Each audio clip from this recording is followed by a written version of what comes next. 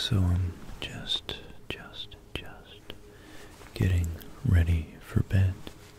Just crawled into bed and my room is nice and cool. My teeth are nice and clean. And so am I. And I wanted to share with you some beautiful facts. Some of the most interesting, most amazing, inspiring, awful, maybe terrifying, maybe consoling facts about the universe that we live in. It's immense, perhaps infinitely so, and we only see a small portion. The part of it that light has been able to so far traverse. But I know you, just like me, are inspired and amazed.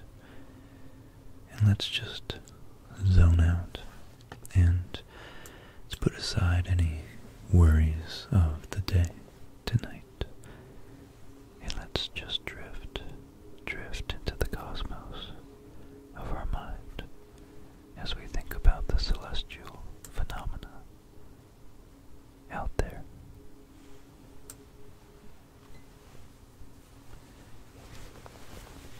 Speaking of out there, every single time you look into the night sky, you are looking back in time.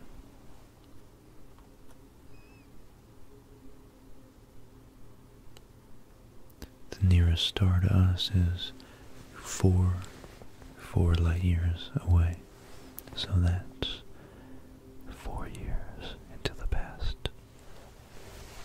Most of the universe is over 2 million years old for us. 2 million is the age we're looking at Andromeda at. So, for all we know, 1,990,000 years ago, the massive black hole at the center of Andromeda could have exploded, and we're merely waiting for that light to reach us.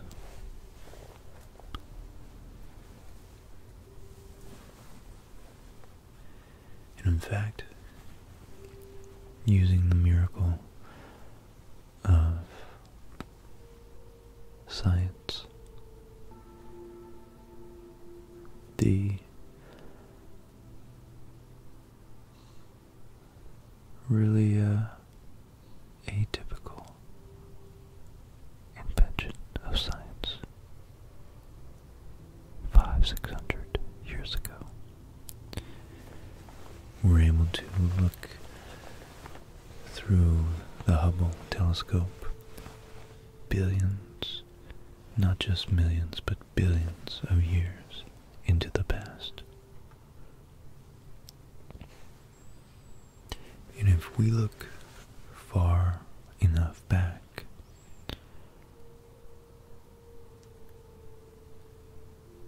we can actually detect the cosmic microwave background.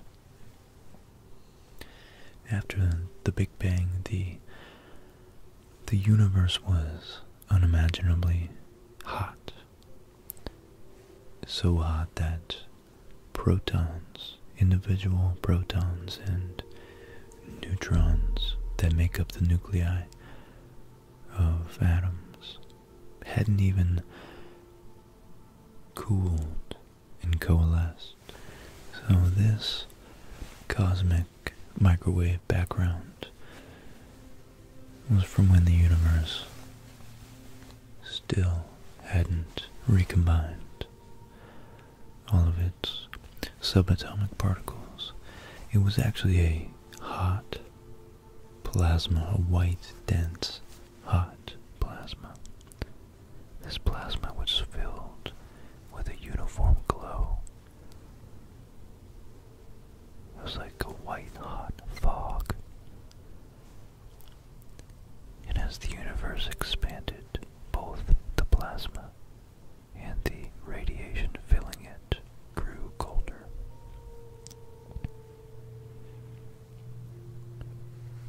When the universe grew cool enough, the protons and electrons combined to form neutral hydrogen atoms.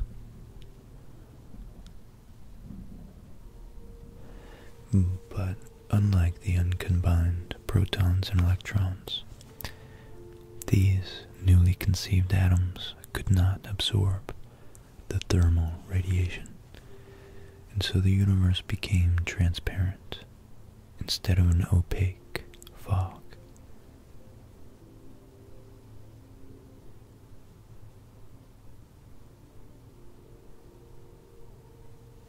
This is known as the time of the last scattering, and it actually appears on our old CRT television sets when it's tuned to a dead channel.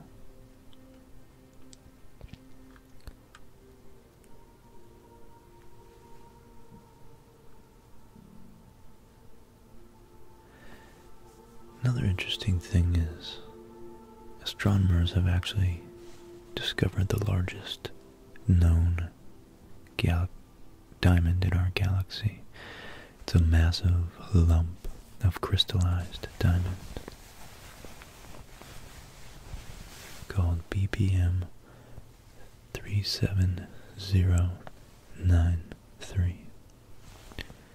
They named it Lucy after the Beatles song Lucy in the Sky with Diamonds. It's found 50 light years away in the constellation Centaurus. It's about 25,000 miles across.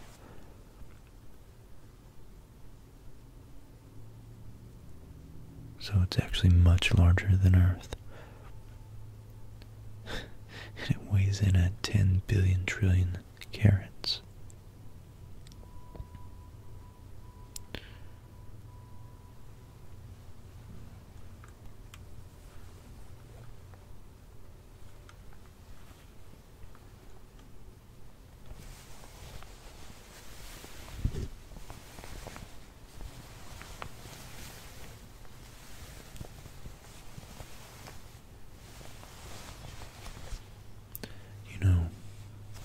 We spin,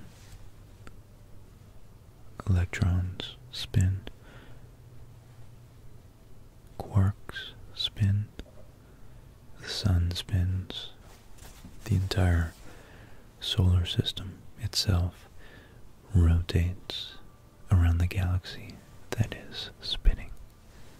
But the fastest, the absolute fastest thing in the universe that spins are neutron stars.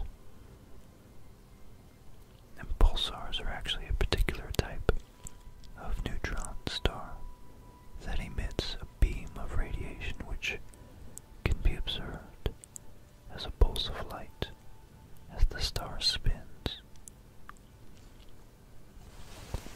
For a long time, astronomers thought that these were actually artificial beacons, lighthouse, signposts, navigational beacons for transgalactic or interstellar aliens to organize their bearings around.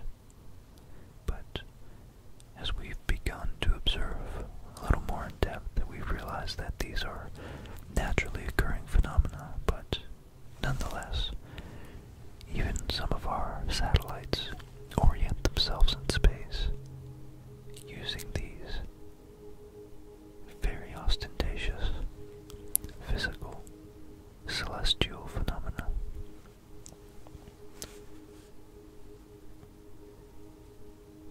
In fact, the fastest spinning of these pulsars, which has on its equator spinning at 24% of the speed of light. God, that translates to 70,000 kilometers per second.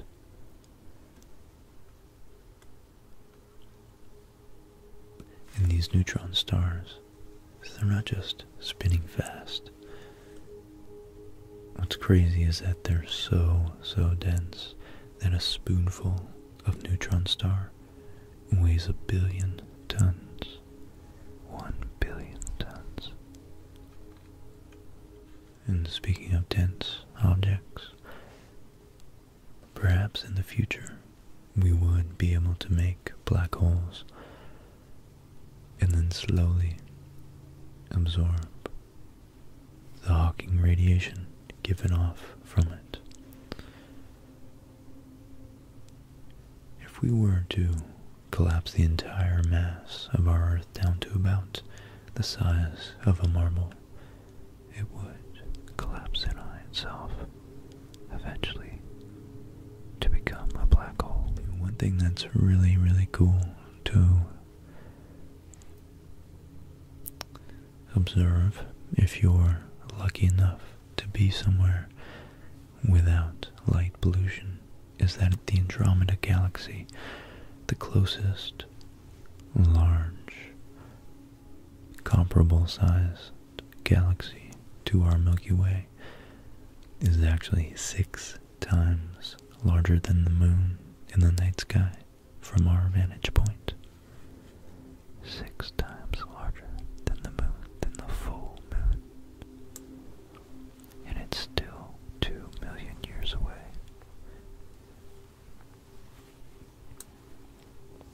And what are galaxies but matter formed in the local pockets of really dense gravitational fields we call stars.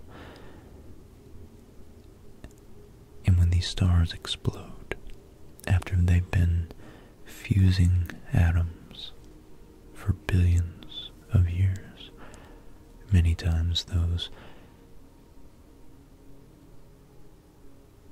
regurgitating, those compellingly large explosions, they spark, they initiate the collapse of new nebulous clouds into flat rotating disks that eventually condense into new stars. So out of these new stars, most of the masses, these nebular systems, most of the mass is reformed into new stars, but some of them are formed into planets. And those planets, on those planets, biology like ours has formed. And because the universe initially formed the most rudimentary element, which was hydrogen and helium, both with 1 and 2 protons in their nuclei respectively, all the other matter, carbon, oxygen, iron, phosphorus, potassium, all the larger ones, everything else was created in those stellar explosions, either nova or supernova. And therefore 90% of our mass is in fact stardust, because all the elements except for hydrogen and helium are created in stars from being fused. I think that's fantastic. And the 10% of our body that isn't star stuff is the most ancient 14 billion year old elements that were first coalesced after the universe cooled enough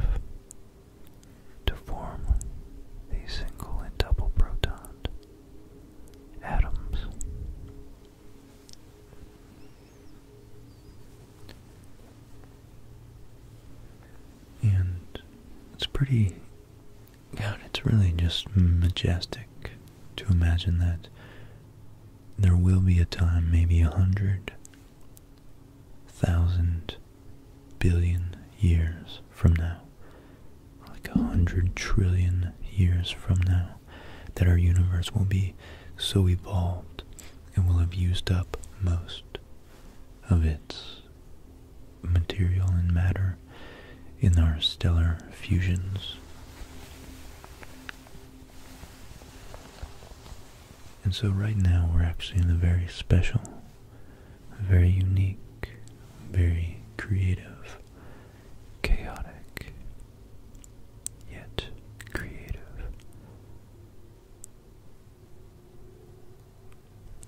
point of the universe. Stars are being formed every day, and some astronomers' best estimates say that nearly 270 million stars are created every single day. Every single day.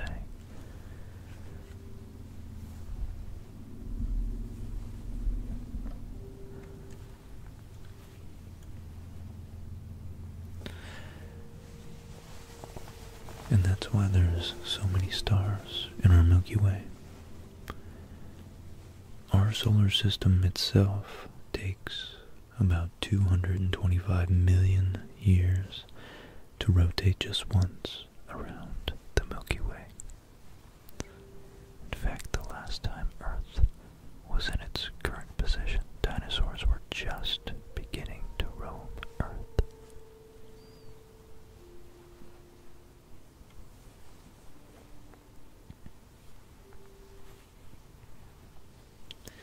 We always try to lump a lot of the dinosaurs together because the geological timescales are so immense, so hard to fathom and differentiate 20 million from 200 million years. But in fact, the time difference between the great Tyrannosaurus rex and the plate-backed, horn-tailed Stegosaurus is actually greater than the time difference between the Tyrannosaurus rex and now. So these two animals never actually lived together.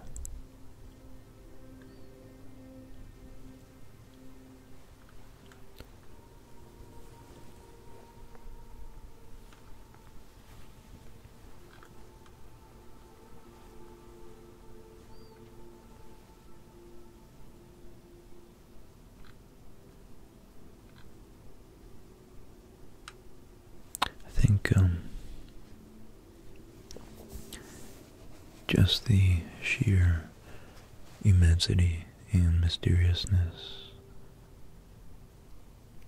of our cosmic environment, both far and near, is enough to keep us going for days. But if we turn it into ourselves, in our biology on Earth, so many just humbling, profound facts as well, such as there are more bacteria that live and work in 1 linear centimeter of your lower colon than all humans who have ever lived on Earth.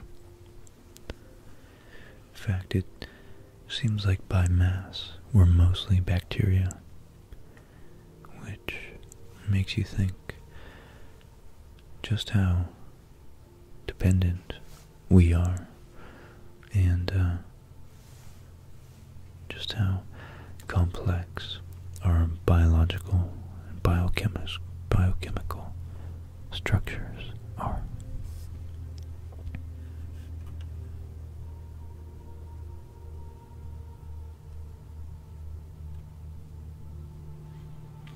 Some scientists have discovered or have tried to perceive what it would be like and how space-time would be warped from being right near a black hole. And it turns out that if you could look out from inside a black hole, you would be able to not only see the entire universe in one small patch of sky, but you would also see the own back of your head.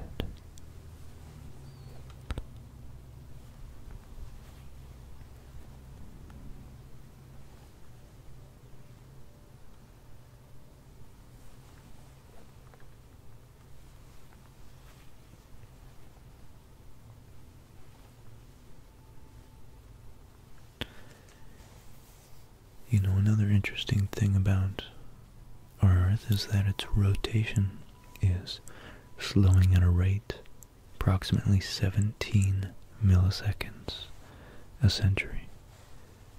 And the length of the day for the dinosaurs was actually closer to 22 hours. But nonetheless, it's still pretty close to our modern day. And we, no doubt, have been adapted to sleep during these cycles.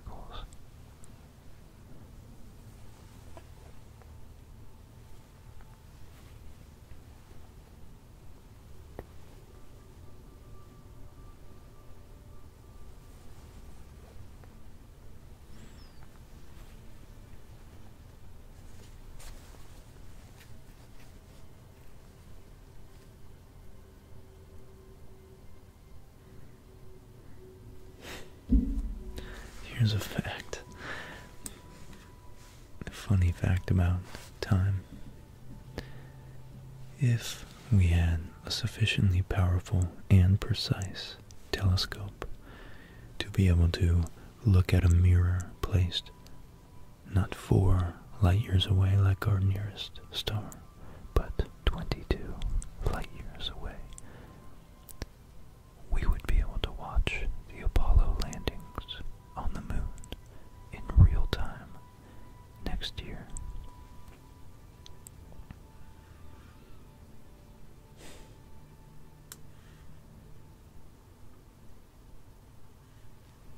Sorry, in 2014. That would have been 44 years after the 1969 moon landing.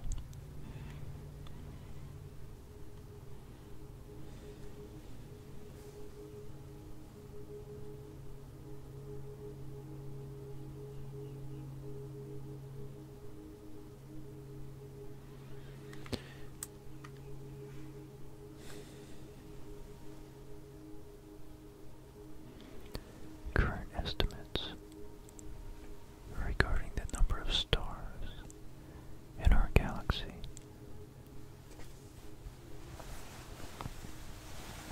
are up to 4 billion stars and up to 50 billion planets. So if even 1% of those are in the Goldilocks zone, there's possibly over 500 million planets. 500 million planets in our galaxy alone capable of supporting life.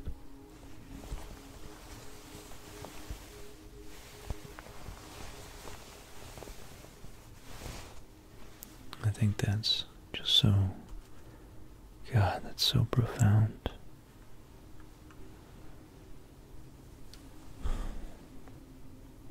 Wow. You know, given enough time, hydrogen begins to wonder where it came from and where it is going. I love that.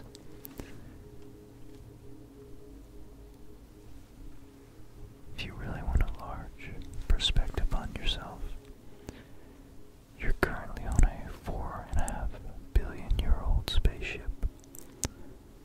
A self-sufficient, organic, complex spaceship.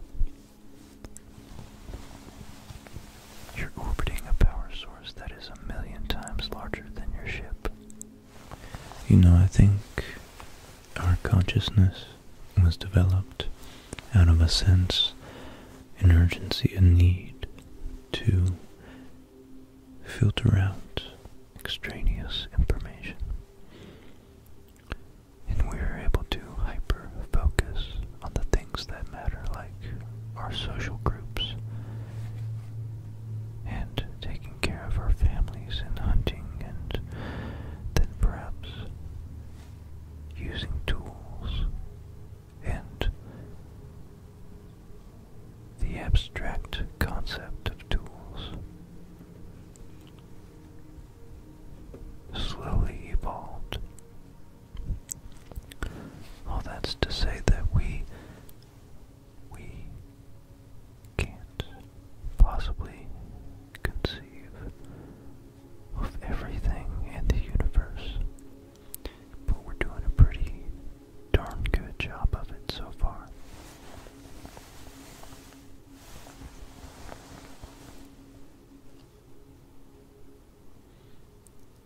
And I think the fact that there are 170 billion galaxies in the observable universe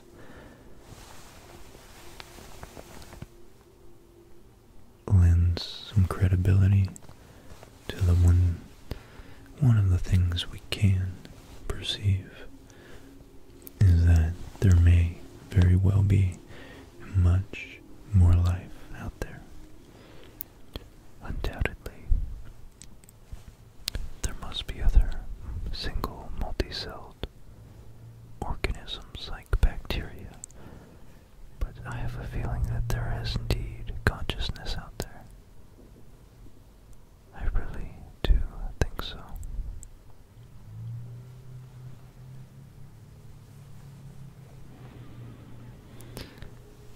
Because the universe, as entropic as it is, gravity is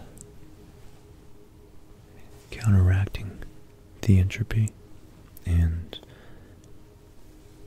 coalescing matter, joining it together, and there's very interesting things like our brains that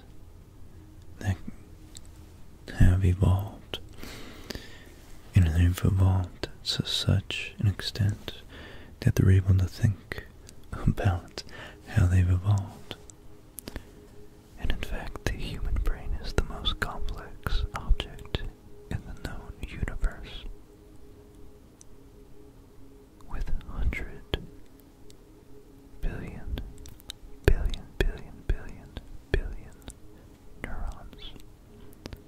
And between those 100 billion neurons, there is a quadrillion connections. And we still know very little about this organic supercomputer and how it operates. But we do know the human brain is the most complicated thing we've ever discovered. It gives us the power to form language and culture and consciousness and the idea of self and the ability to learn, sleep, dream about what we've learned. And during our dreams, it automatically, I suppose with the help of some of our subliminal conscious actions and decisions we make in dreams, helps us filter out and sift through and sort and organize the day's events to retain all the valuable lessons learned and information gained, and discard all the trivial, superfluous nonsense that we don't need tomorrow. And we even have an inbuilt model of gravity, which is pretty useful.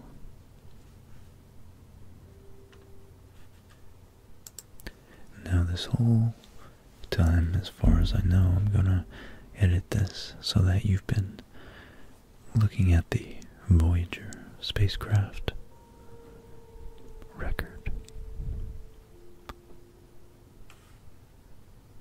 In the Voyager spacecraft, well, there's actually two. And NASA engineers actually considered more than 10,000 possible trajectories for these spacecraft, because this is our first attempt to reach out into the unknown and try our best to put our best foot forward and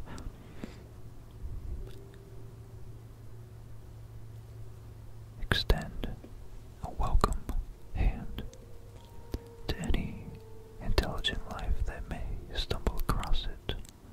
So the NASA engineers decided to do as many things simultaneously with this profound mission, which extended our culture to the stars, extended our culture all the way out into the galaxy. In our first attempt, the engineers needed to chart a precise course that would take the Voyager close to the planets, but not so close that the next leg of the journey was compromised. And actually, Voyager 1 was able to fly close enough to Saturn and Jupiter and still be propelled towards interstellar space.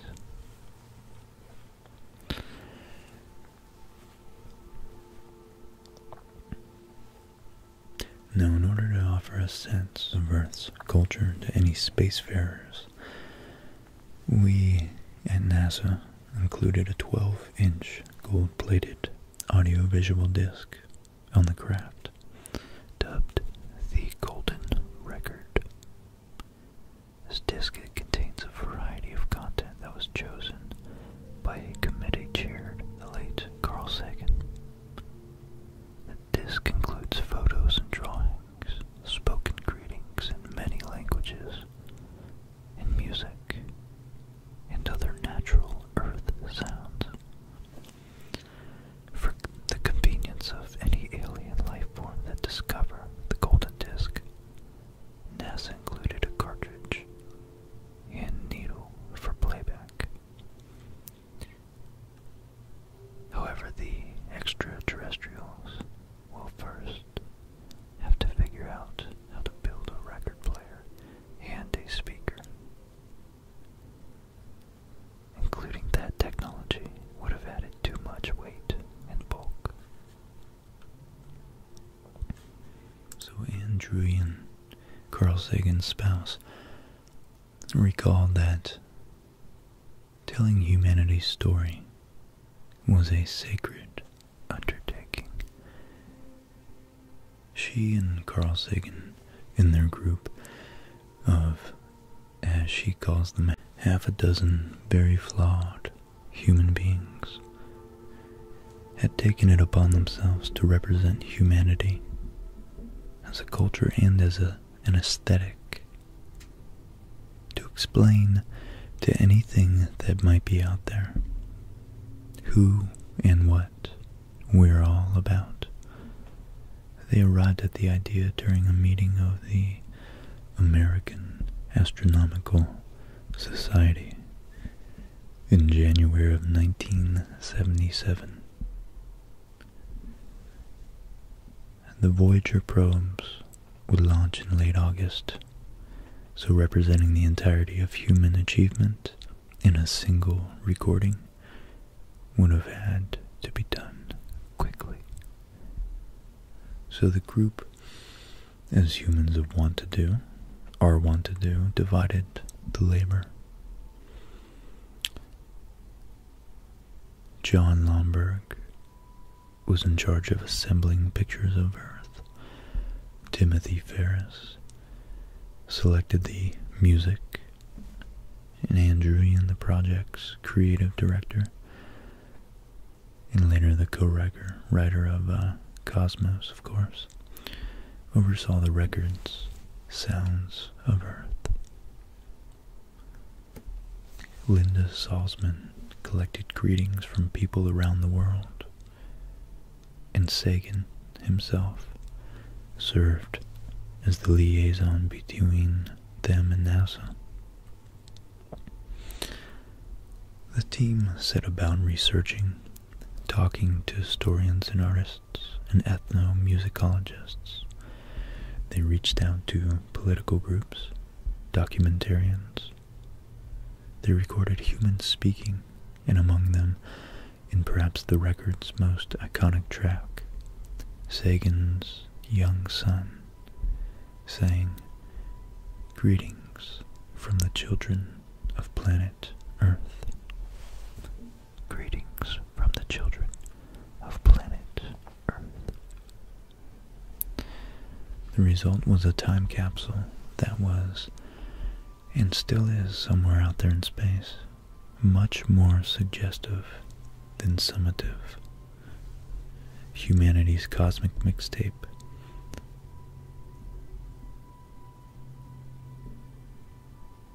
It's blasted from Earth in 1977 with the Voyager spacecraft. The record shares the tweetings of birds, the calls of humpback whales, and the hootings of chimpanzees. It includes Salzman's work spoken. It includes Salzman's work, spoken greetings of Earthlings rendered in 55 languages, starting with the Akkadian, spoken in Sumer about 6,000 years ago, and culminating with Wu, a modern Chinese dialect. And there's 90 minutes of music,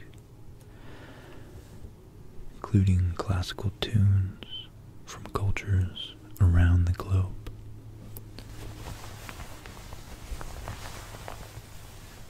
And this includes the first 2 bars of Beethoven's string quartet, which sounds like this.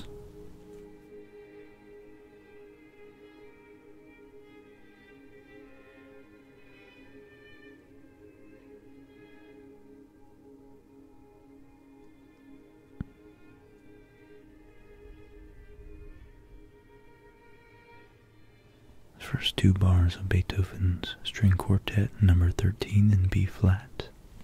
So the golden record is encased in a protective aluminum jacket, along with a cartridge and a needle.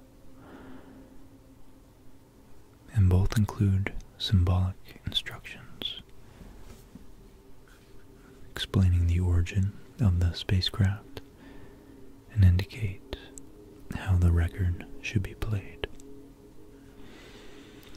And ideally, the record is played at 16 2/3 revolutions per minute. The logic of all this is simple. It will be tens of thousands of years, if ever, before either Voyager can make a close approach to any planetary system that lies beyond our own. The spacecraft, as Carl Sagan puts it, will be encountered in the record player only if there are advanced spacefaring civilizations in interstellar space. So on the round circle, you can see it's actually binary code defining the proper speed.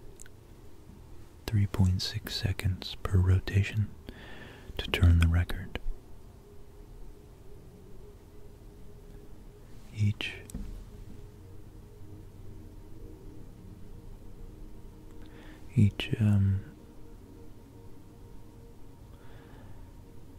radial line stands for a 1. Each circumferential line or horizontal looking line stands for a 0.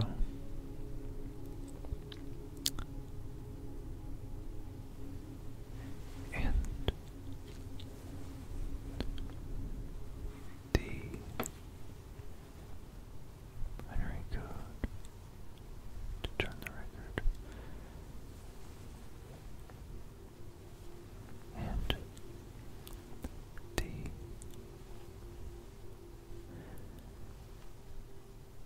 time period associated with the fundamental transition of the hydrogen atom is 0.70 times 10 to the negative 9th seconds is expressed.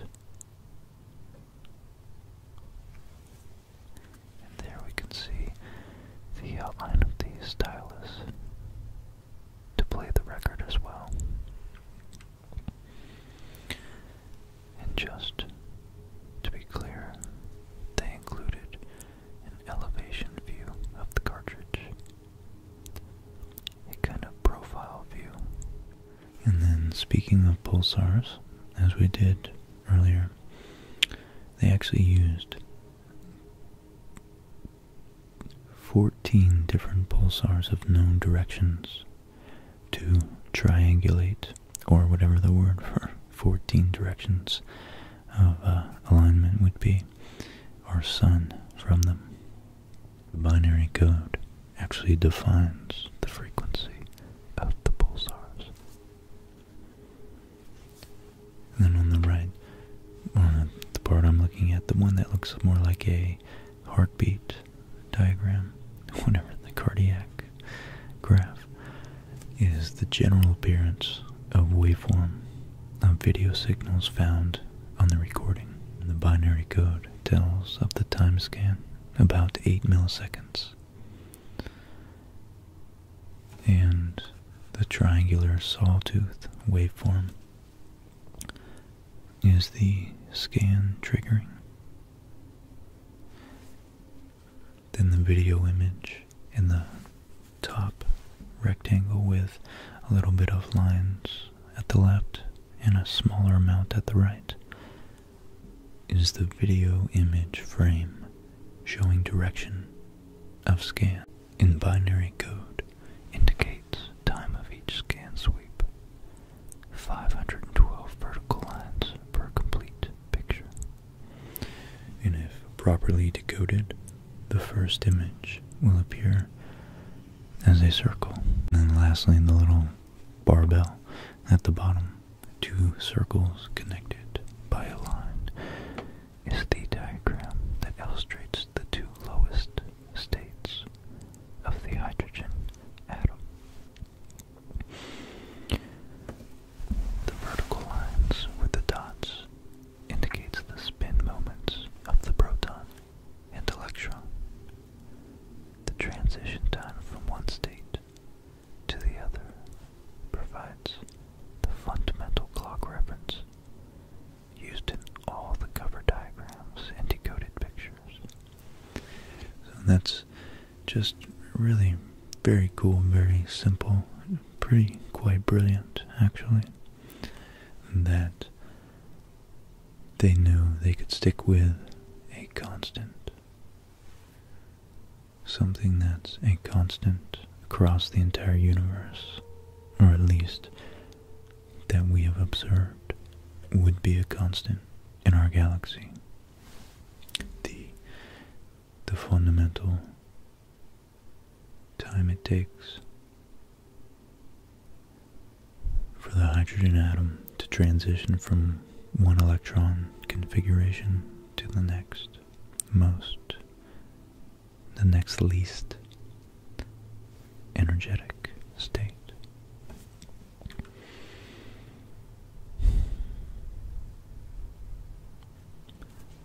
So the golden record carries more than English words.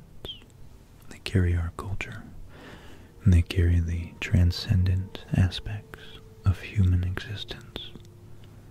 The art, the beauty, the ache, the joy. They offer what we have and what we are up to, and what we are to the cosmos. same space, home. Jimmy Carter's soundbite put it nicely. This is a present from a small distant world, a token of our sounds, our science, our images, our music, our thoughts, and our feelings.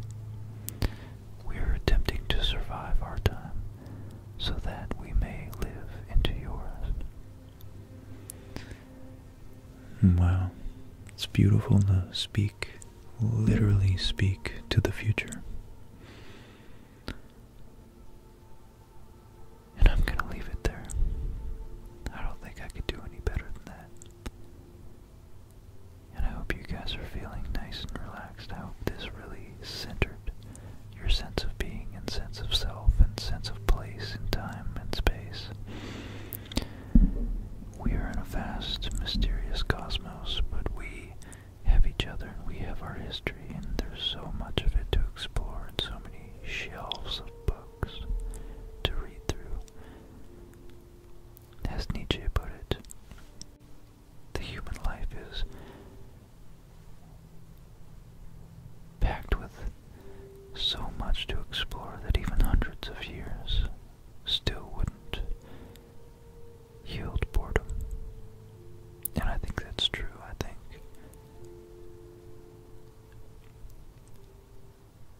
our capacity to think, discover, explore, condense and synthesize information into what we already know.